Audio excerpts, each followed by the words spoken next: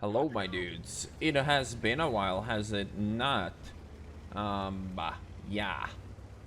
Not really sure what to do or say here, but hey, here's a YouTube video, right? So what I want to do today is kind of jump back into 2019 and just sum up and kind of review on what the hell happened during 2019. The video or the gameplay in the background is me playing the Leo 1, one of the more positive changes in the last year, receiving a buff later down the year. But let's start, with 1.4, the first patch of, the first major patch at least of the year. And by God, it was a fucking terrible start to the year because we got to enjoy the new French real light tank line. A line that definitely doesn't have any problems whatsoever. Not like the absolutely degenerate physics model made by someone who probably has never driven anything ever in his life. And yeah, the EBRs have taken over by this point, by far the most played light tank. Probably not because it's just moronically overpowered and game-breaking on so many maps. It's because it fits everyone's playstyle. Let's be real here. That's why you see like 2 or 3 or 4 EBRs. And especially at tier 10, basically all the other light tanks have become, how would you call it, completely fucking obsolete. And if you end up playing anything that isn't an EBR, you're in a detriment to your team in tier 10. So that's great. Well done, Wargaming. 10 out of 10. Definitely don't need to adjust that absolutely moronic physics engine in the EBRs. The way they fucking change direction for how much weight they have, the way they do stunts without taking any fucking damage is just absolutely absurd, to say the least. Absolute embarrassment of a line that needs to be heavily adjusted, and here we run into a couple of problems. Well, Wargaming, of course, in their glorious wisdom, added a tier 8 wheeled vehicle as well. And of course, it's a premium, and of course, it's fucking far better than any other light tank in tier 8, really. So, light tanks were in a pretty good spot before Wargaming decided, you know what? We haven't fucked light tanks over in a while. So, basically nowadays, EBR or go fuck yourself is the meta of light tanks, which is, of course, hilarious. Everybody always calls me a whiny bitch that doesn't really give any solutions. Well, here are a couple of solutions how to fix the EBRs. So, maneuverability under speed needs to go way the fuck down. Camo under movement needs to go way the fuck down. 40 plus camo on those fucking degenerate vehicles while going 100 kilometers an hour is beyond fucking absurd, and that should disappear from the game very, very fucking quickly. And, the sooner the better. I am going to gloss over a lot of the changes because this video is gonna be like 30 minutes long if I go away in detail about every patch. So remember patch 1.4 with the absolute disaster that is the French wheel lights basically becoming one of the most disgusting thing about this game in 2019. Anyways, let's go to 1.4.1, which was the next patch, well, major patch in line.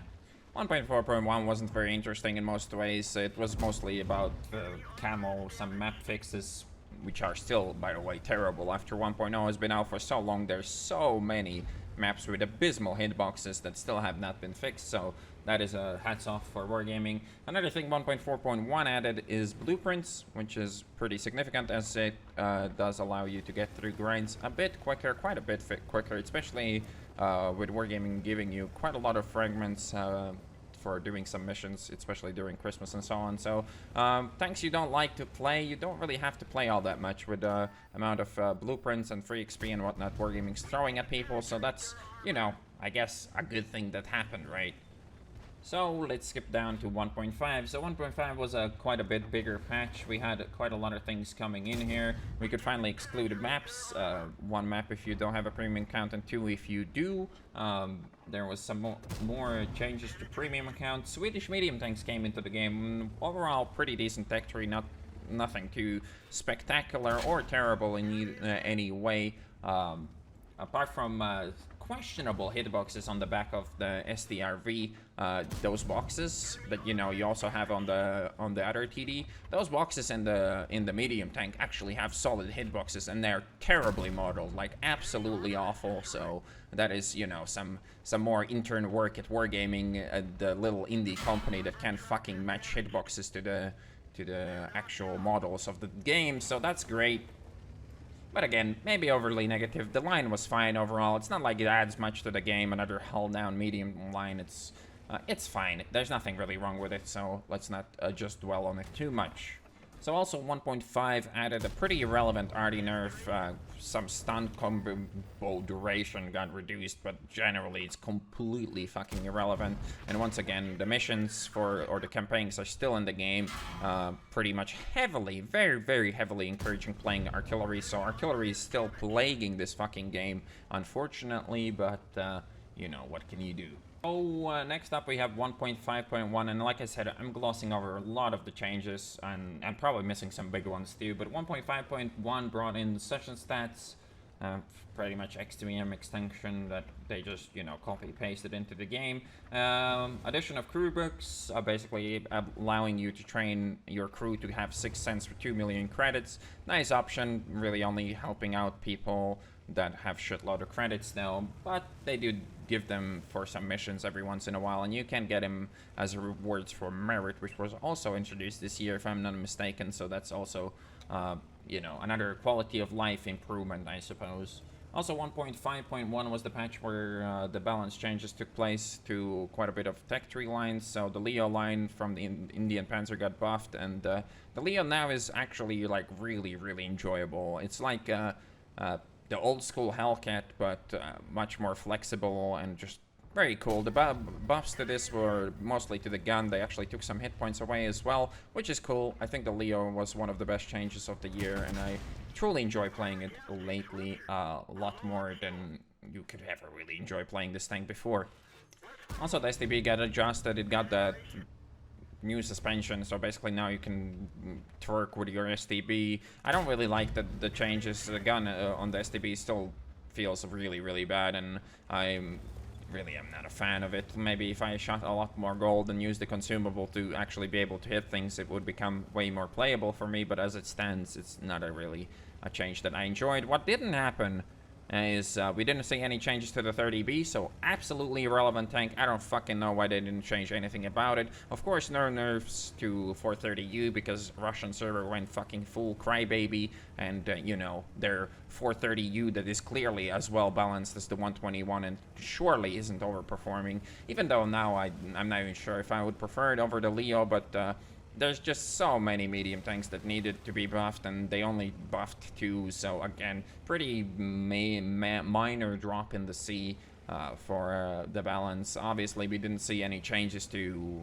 things like E100s or any German tanks in general, so we got promised that this year, and obviously none of that happened. What did happen last patch of the year is the Anonymizer, another feature that we have been hoping would be introduced in a game for a while, and Wargaming did it in the most Wargaming way possible. So how it works is that it's an opt-in and not an opt-out feature, so not that many people use it, because, you know, we got one pop-up notifying you that, hey, Anonymizer's in the game. If you didn't see that, it didn't actually pop up for me on my first login. It popped up in like third game, so if you just ignore those stupid pop-ups, then you might have missed that this is even in the game. So not a lot of people use it, and well, it was pretty effective and nice at the start of the feature. The artillery has adjusted, and basically if you're playing a game and actively and you're using the Anonymizer, you're just gonna get RD'd all the time anyway. So pretty good idea, executed terribly, and it's pretty much irrelevant at this point. Plus, as it turns out, of course, XVM still is more than capable of telling who the hell you are in the game, as, you know, it can work even if you are using the Anonymizer. They changed it to where if you're using the Anonymizer, you can't see the other player's stats, but that was XVM's free will. So technically speaking, the entire feature was just basically a ridiculously stupid workaround XVM that doesn't actually really do what it should if XVM decided that, you know what, fuck you Wargaming, and just show the stats anyways, because they have the ability to do so, since they can tell your account and who you are in the game and show you the stats of everyone else, basically.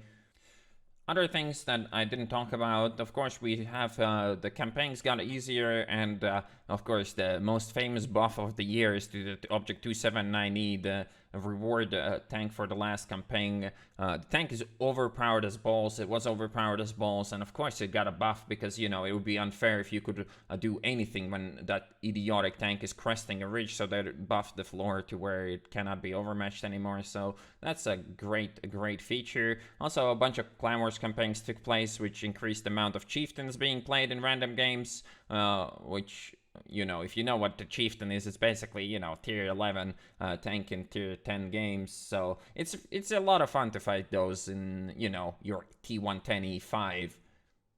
And of course, Wargaming in their unending glorious wisdom allows tanks like the Chieftain 2790 and all the other reward tanks to be played in the skilled game mode that comes around every once in a while, the ranked games. While inherently ranked games were pretty cool, and I enjoyed playing ranked at the end of every season because, you know, all the Chieftain tryhards were already in the top 50 and they didn't need to play the game mode anymore. So ranked without fighting, you know, 60% chieftains was reasonably enjoyable, but once again completely ruined by the fact that, you know, they just allow tier 11s in a tier 10 game in ranked game mode, which is, for lack of a better word, let's call it completely degenerate. And of course, Wargaming in their website for new players suggested tanks like the Jagdpanzer for ranked game mode, which is insulting, probably is the best word to describe that feeling.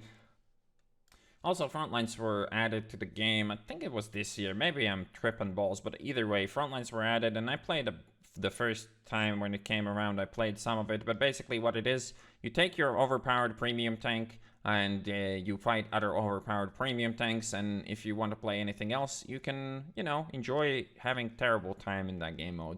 Also, tanks like the EBR, the premium tier 8 EBR, is just moronically broken in that game mode, and so is something like an LT432. But again, would it be a nice idea if you wouldn't allow just blatantly overpowered premium tanks in there? But all it was is basically just Progettos, EBRs, Lorraines, and a bunch of other premiums just finding it out. Didn't really enjoy that too much. It also increases the map size, which increases the firing range, and in World of Tanks, accuracy already is a massive issue, and adding more map size doesn't really help with that. And lastly, the Christmas season. Of course, the Christmas season, and what better describes Christmas season as new content locked behind loot boxes? Of course, for some people it was like a Christmas miracle where they opened 3 boxes and got the new stuff right away. For other people it was more of a Christmas nightmare with buying shitload of boxes to unlock new content, which is a bad idea to begin with, and buying over 100 boxes didn't mean that you're gonna get shit. And actually my community ended up gifting me over 140 boxes until I got all the tier 8 premiums unlocked, which is totally unacceptable, but by this point we are used to that. When it comes to the power level of the new premiums, of course we have the Russian double barrel 703 version 2, really strong. Probably could put it in like any top 5 tier 8 premium list, but it's not like game-breakingly overpowered. It is really strong though. As for the Isni 5 TS and the Renegade, the 2 other heavy premiums added to the game, they're kind of jack of all trades, master of none, and you know, maybe can shove them into some kind of top 10, but they're not really all, well, they're not the best of the best, so you shouldn't bother really getting them, I guess is what I'm trying to say. And before we call it a day here, let's talk about why have I not been making more videos this last year. So Wargaming promised us this huge changes, and we still haven't seen the ammo changes being realized, and that's the next thing that should probably happen sometime soon. But I didn't really want to do any review content, as it's gonna all become pretty irrelevant the second they change the ammo, and I was just kind of burned out on just generally doing YouTube, and especially just doing kind of the same video over and over again. But hey, new year, new me, right? Maybe I'll do some more YouTube this year than I did last year. But either way, I hope you guys enjoyed this video, and I'll see you on the next one.